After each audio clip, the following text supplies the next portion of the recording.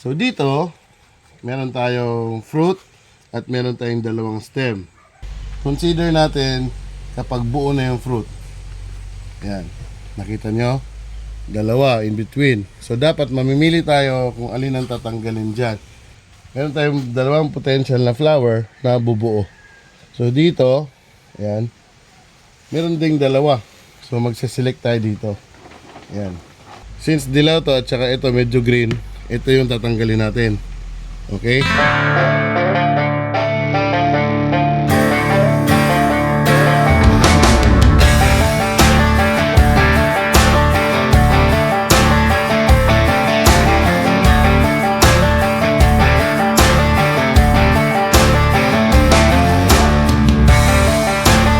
Good morning, panibagong araw na naman mga kagulay. Nandito tayo sa Shell. Ayan o, pagas muna tayo bago tayo pumunta sa Palaya Natural Farm. Kasi today is Saturday. Ang ruta natin is Palaya. Tapos mamayang hapon maghanap ako ng panambak doon sa Siniloan para itambak doon sa kung saan kami nabalahaw last time nung pumunta kami sa farm na nabili namin. Eh talagang matindi ang labanan doon. But pag summer naman, matigas naman yung lupa doon. Pero hanapan na natin ng panambak, yung parang bato-bato, parang ginimba na daan. So tapos na si ate. Yun, thank you very much Shell. Sana naman endorse natin sila. Malay mo, maging endorser tayo ng Shell. Di ba? Law of attraction. Alright, so let's go.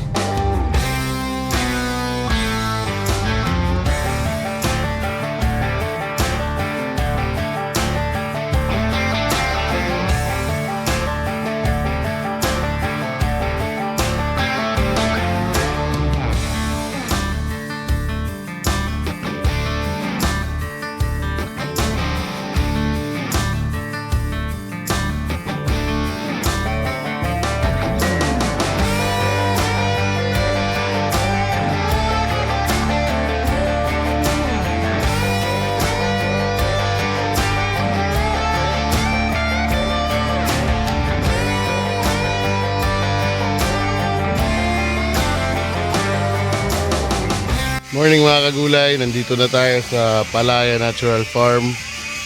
So, short trip papunta dito from Antipolo. So ngayon nandito tayo sa tanim namin na bell pepper. Ito yung giant bell pepper ng Red Jet bell pepper, yung malaki, at saka yung yellow Taranto ng RZ Rice One. So ngayon ang activity natin ay selection. Pipili tayo ng pinaka the best na sanga kasi dalawang sanga lang ang papatuloyin natin. So two-way to maintain and to keep the fruit larger, yung as expected natin. So para mas mapapalaki natin ang bunga, kailangan natin na pumili ng dalawang stem na patuloyin natin sa pataas. So tataas kasi ito tatangkad ng tatangkad. So papakita ko sa inyo kung paano tayo mag-select gaya nung natutunan natin sa Bukid Amara. So ito application to, lahat ng mga natutunan natin sa seminar, ito ginagawa na natin. So at first medyo nakakalito kung tuloy-tuloy natin gawin siya, ina-apply natin yung lahat ng natutunan natin. Kaya ibabahagi ko din sa inyo. So ganito yon. Ito yung mga tanim natin. So 3-week-old siya. Tapos may mga problema tayo dito na kailangan natin i-attain kasi yung shoots niya medyo naapektuhan. Although nagpa-fagger naman kami dito. So tara, magte-trim tayo. Mga kagulay, ito yung ano natin, sample na pinakita ko kanina na susunod natin. Mamimili tayo ng best na stem. So una, kukunan natin yung mga dahon. Kukunin natin yung mga dahon sa ilalim. Ayan. Para yung nutrients na aakyat, hindi nasasabit dyan sa dahon. So although hindi natin kukunin lahat kasi sayang din yung building ng ano dyan. Dyan magbibuild ng sugar tapos fruit.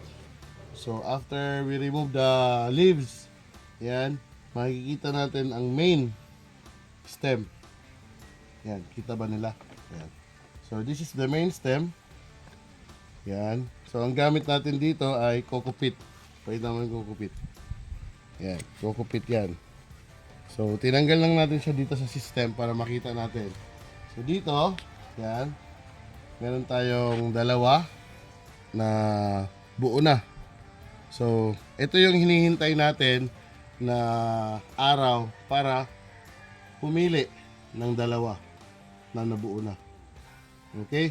So dito, meron tayong fruit at meron tayong dalawang stem. Dito din sa kabila, parehas din. So, what we wait here is this one, yung next.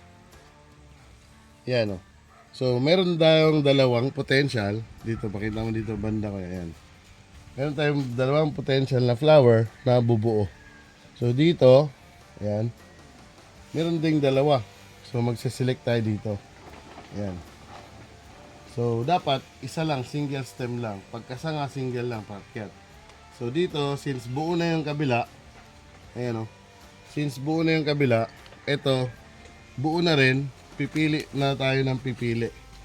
Kung alin dyan ang pinakamaganda.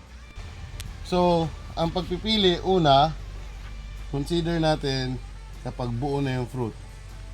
Ayan, nakita nyo? Dalawa, in between. So, dapat mamimili tayo kung alin ang tatanggalin dyan.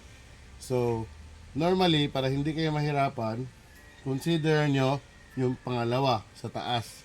So, dito, parehas sila, healthy. Yung pangalawang tawag dito. So, tanggalin muna natin yung taas. Ayan. Dahan-dahan lang kasi medyo malutong yan. So, ito, tanggalin din natin yung taas. Yan. So, ito, saka na natin siya tatanggalin kung alin dito ang tutuloy. Yan. So, nakita nyo? Kita naman nila? Parehas yan na size. Saka ko na tatanggalin kung alin dito ang mabuo. Kung ito, mabuo, kung ito yung unang mabuo, ito, aalisin ko na. Para nandito yung nutrients. Lalaki to. So, it is too early to determine alin dito. Kasi maganda, oh, parehas sila ng stem. Maganda, green. Ito, green din. So, ang tinanggal ko lang muna, yung katabi nito. So, as well as dito. Yan. So, kaya ko tinanggal ito kasi sagabal yan sa taas. So, tanggalin ko na yan. Yan. So, ganito na hitsura niya. Ito din, tinanggal ko din sa tabi ng flower. Yan, medyo ganyan lang muna. So, ito na yung pinaka-finish. So, again, hindi ko muna tatanggalin to. Mamimili ako dito ng dalawa. Pag ito nabuo, ito, alisin ko to para ma-develop na ito. Pag on the next day, dito yung nabuo, yung kabila, yung left, ito sa right, tatanggalin yan. Dito, since dalawa ang flower niya, maghihintay muna tayo kung alin dito ang ma-develop. Ayan. So, yun ang selection. So, ganito dapat ang process. We will wait, siguro mga couple of days lang ang aantayin para mag-pruning. Hindi natin pruning lahat. Papapak, pitasin natin. Tapos, so it's a matter of selection. Selection ng pinaka the best na fruit, saka tayo magtatanggal. So, ganun ang i-remind natin sa mga nag-aalaga sa atin. Yan. So, kukuha tayo ng malaki. So, dito, tulad nito. Yan. So, tulad nito. Yan. So, sa case dito, nakatanggal na. Yan, tanggalin natin. Ito, nakaselect na tayo eh. So, ito, tanggalin natin to. Para mabuo to.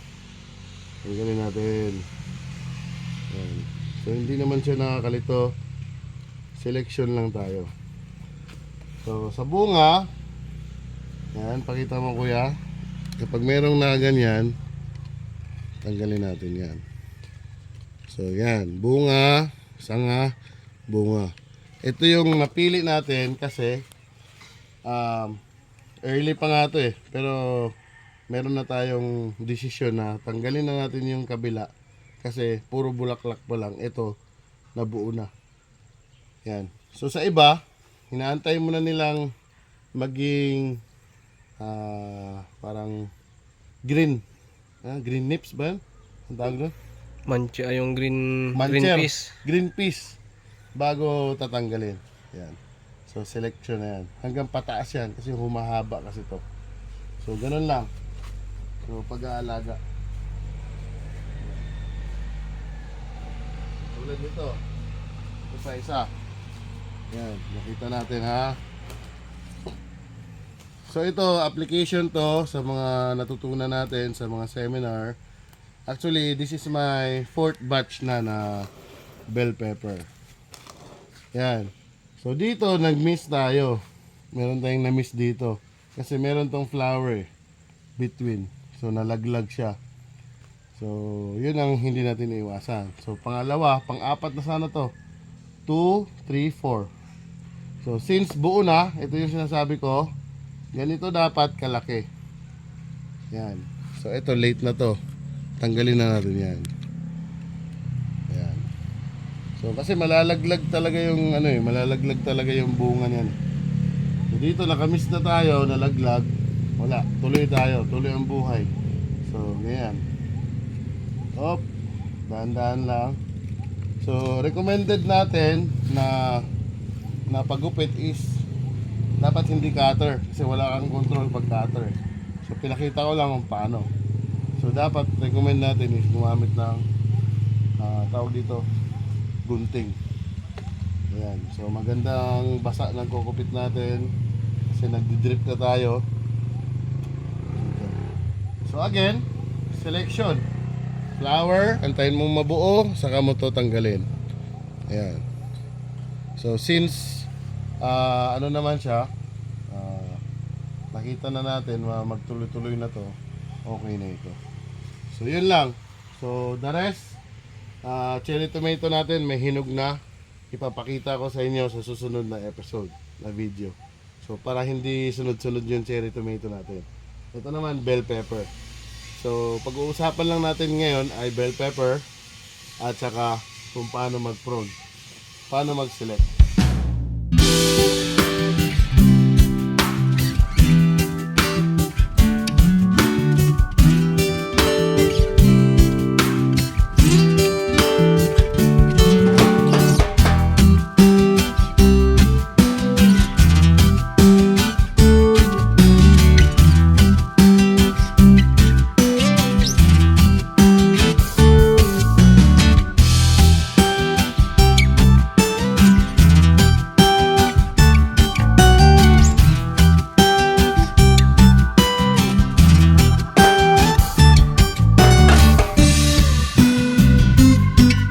Ayan, si Kuya Arnel naman.